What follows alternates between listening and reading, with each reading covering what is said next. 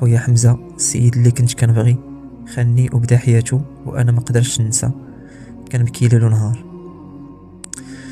هاد النوع ديال هاد العلاقات علاش ربي حرمهم؟ علاش؟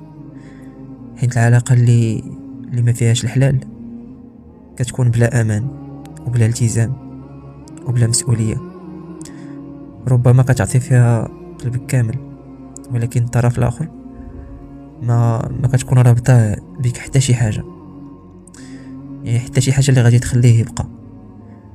راه هي يقدر يقول لك كنبغيك وفي نفس الوقت يقدر يمشي ويخليك. فهمتي؟ علاش؟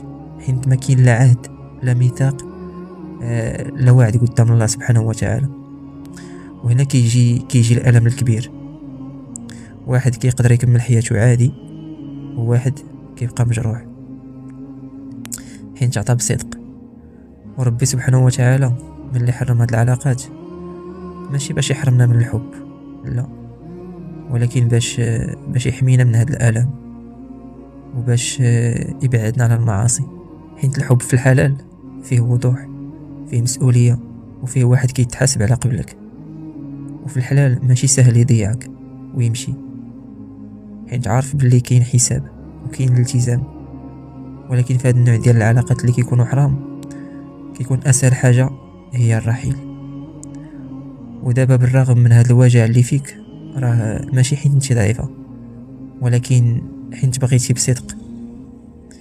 ولكن خاصك تعرفي واحد الحاجه مهمه، راه اللي خلاك بهذه السهوله راه ما كانش يستاهل تبكي عليه بهذه الطريقه.